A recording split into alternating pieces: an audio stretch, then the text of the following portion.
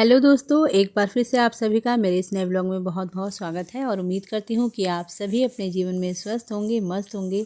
तो कार्तिक का महीना अब ख़त्म होने वाला है और दिन आ गया है देव दिवाली का, यानी कि कार्तिक पूर्णिमा का। तो कार्तिक पूर्णिमा पर ना दीपदान का विशेष महत्व होता है। वैसे तो पूरे कार्तिक के महीने में ही ना दीपदान का विशेष महत्व होता है, लेकिन पूर्णमासी के दिन आप जितने ज़्यादा से ज़्यादा दीपक का दान कर सकते हैं ना, उतना आपको उसका पुण्य फल मिलता है। तो यहाँ पर मैं भी उसी की तैयारी कर रही थी, क्योंकि कल है पूर्णमासी और एक दिन पहले से ही ना मैं थोड़ी बहुत तैयारी करके रख लेती हूँ, क्योंकि सुबह बहुत सारे काम हो जाते हैं। तो ये सारे काम अगर एक दिन पहले कर लो ना, तो थोड़ी सी आसानी हो जाती है। तो यहाँ पर मैं बाती बना रही थी सुबह जलाने के लिए। तो ये मैं बना रही थी 365 धागों की बाती। तो इसके लिए ना आप कच्चे सूत का भी इस्तेमाल कर सकते हैं, या अगर आपके पास कलावा हो, सूती कलावा आप ले लीजिए। अगर सिंथेटिक है तो फिर उसका इस्तेमाल मत कीजिएगा। तो मेरे पास ये जो कलावा है ना, ये बिल्कुल सूती है। अगर आपको 365 धागों की बाती बनानी है ना, तो उसको डिवाइड करके देख लीजिए। 365 को डिवाइड कर दीजिए 5 से, तो आएगा 73। तो इसको 73 टाइम्स आपको ना इस तरह से गोल गोल घुमाना है। एक बार ऊपर जाएगा तो 1 और उसके बाद नीचे आया 2। तो ये मैंने इसको 73 टाइम्स गोल गोल घुमा लिया था और यहाँ पर हमारी 365 धागों की बाती तैयार है।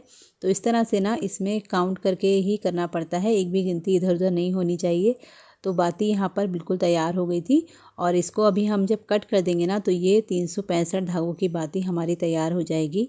और क्योंकि बहुत ज़्यादा धागे इसमें होते हैं, तो इधर उधर ना हो जाए, कोई भी एक धागा कम नहीं होना चाहिए, ना एक भी ज़्यादा। तो इस तरह से ना बीच में से इसको बांध देते हैं, तो जो बाती है बिल्कुल भी इधर उधर नहीं होती है। और तेल में जलाने के लिए ना आप धागे वाली बाती का इस्तेमाल कर सकते हैं। वैसे आप इसको घी से भी जला सकते हैं, या फिर जो तिल का तेल होता है ना, वो सबसे अच्छा होता है। कार्तिक महीने में तिल का दान वैसे भी बहुत ही शुभ माना जाता है। तो यहाँ पर मैं ना एक दिन पहले ही इस तरह से बाती तैयार करके रख लेती हूँ। और अगर मुझे सुबह समय मिल जाता है जाने का, तो सुबह जला देती हूँ, नहीं तो फिर मैं शाम को यहाँ पर हमारे यहाँ घाट है उसके पास ही दीपक जला के आती हूँ। तो वैसे तो ना इसमें गंगा जी के किनारे दीपदान का विशेष महत्व होता है, लेकिन अगर ना भी हो तो आपके घर के आसपास कोई भी नदी हो, जैसे हमारे यहाँ लखनऊ में गोमती नदी है, तो उसके किनारे आप दीपदान कर सकते हैं। अगर नहीं है तो आप मंदिर में भी कर सकते हैं।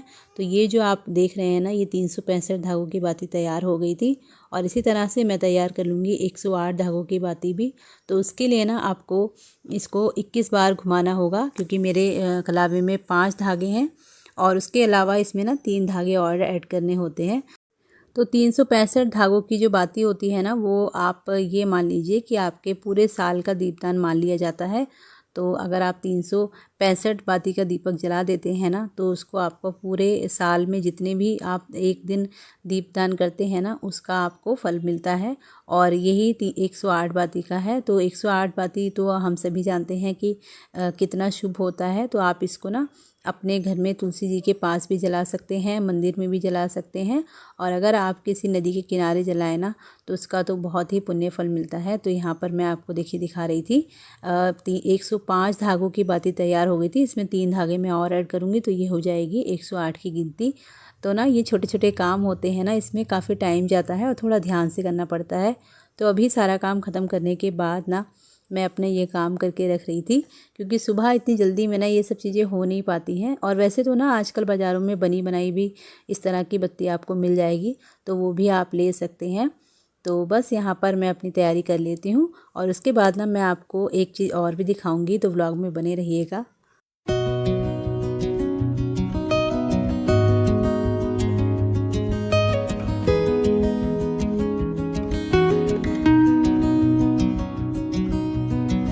तो यहाँ पर बत्ती बनके तैयार हो चुकी है और इसको ना थोड़ा सा अच्छे से कट कर देंगे, ताकि थोड़ा सा ना ये एक जैसी हो जाए।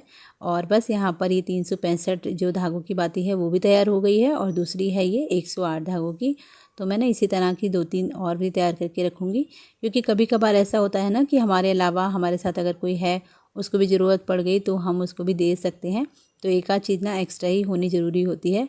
और अगर आप इस तरह की बत्ती बना रहे हैं ना तो उसमें धागे जुड़े नहीं होने चाहिए, नहीं तो फिर उसकी गिनती ना गड़बड़ हो जाती है। तो यहाँ पर मैं बीच में ना वही खोल खोल के देख रही थी कि अगर कहीं भी ऐसा हो तो फिर उसको मैं अच्छे से काट के रख लूँ। तो इसीलिए ना एक बार फिर से इसको काट देती हूँ। तो आप इन बातियों को ना रुई से भी बना सकते हैं, लेकिन उसमें थोड़ा सा समय ज़्यादा जाता है।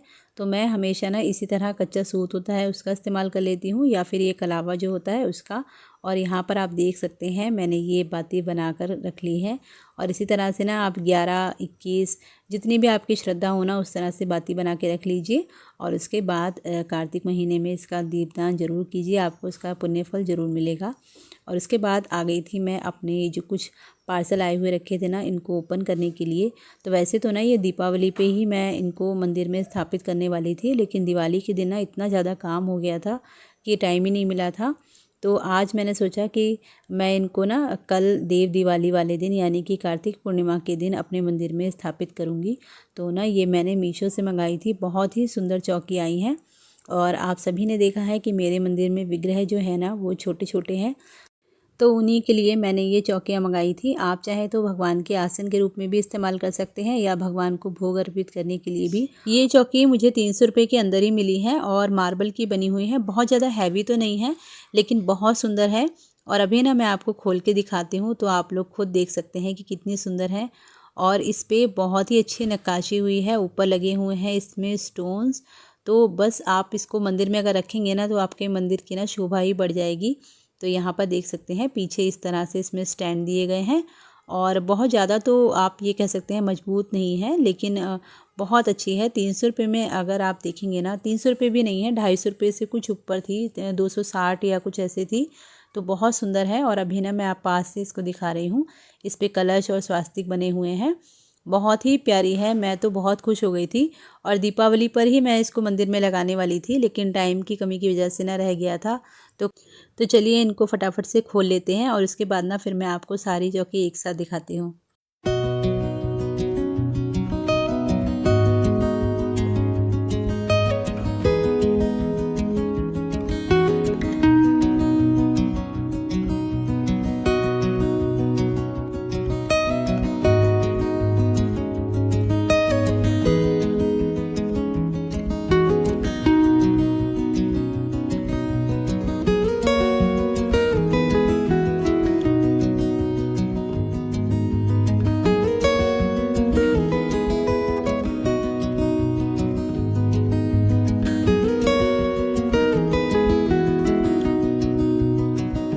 और ये पहले वाला बॉक्स जो है ये मैंने पहले मंगाया था, और ये मुझे इतनी ज़्यादा पसंद आई थी ना कि मैंने एक बॉक्स और ऑर्डर कर दिया था।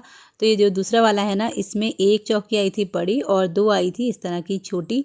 और ये तो ना उससे भी ज़्यादा सुंदर है। आप देख सकते हैं इस पे ना कमल का फूल बना हुआ है, और कमल के फूल की तरह ही थोड़ा सा शेप है, वैसे कमल का फूल नहीं है। और कलश स्थापित है और साथ में स्वास्तिक बने हुए हैं। तो मुझे तो ना ये बहुत पसंद आए हैं। और कल ना मैं इसमें अपने भगवान जी को विराजमान करने वाली हूँ।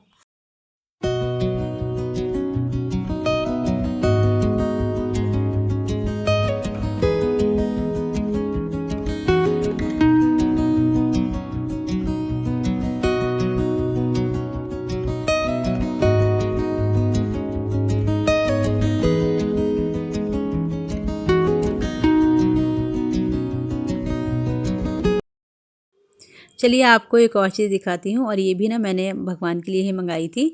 ये मैंने मीशो से ऑर्डर की हैं भोग के लिए छोटी छोटी प्लेट्स, और काफ़ी हैवी इस प्लेट्स हैं। साइज़ चाहे इनका छोटा है लेकिन वज़न में काफ़ी अच्छी हैं।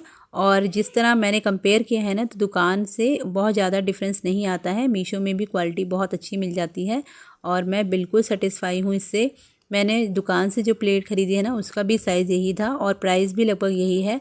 तो ये मुझे 307 रुपये की 4 प्लेट्स मिली हैं, बहुत सुंदर हैं। और कल मैं इसमें अपने भगवान जी को भोग लगाने वाली हूँ। तो ये थी मेरी छोटी मोटी तैयारी जो मैंने कल कार्तिक पूर्णिमा के लिए करके रखी है। और आप लोग ज़रूर बताइएगा कि आपको मेरी शॉपिंग कैसी लगी। और मुझे ना पर्सनली ये ब्रास के जो बर्तन होते हैं ना इनका कलेक्शन करना बहुत पसंद है। मेरे पास बहुत सारे भगवान जी के बर्तन का कलेक्शन हो चुका है। अगर आप लोग कमेंट करके कहेंगे ना तो फिर मैं आपको ज़रूर दिखाऊंगी। तो चलिए आज के ब्लॉग को करती हूँ यहीं पर एंड। मिलूंगी आपसे अगले ब्लॉग में, तब तक अपना बहुत ध्यान रखिए, खुश रहिए। आप सभी को कार्तिक पूर्णिमा की बहुत बहुत शुभकामनाएं। भगवान विष्णु, माता तुलसा जी आपके ऊपर सदैव अपना आशीर्वाद बनाए रखें और आप सभी को खुश रखें, आपकी सभी मनोकामनाएं पूरी करें।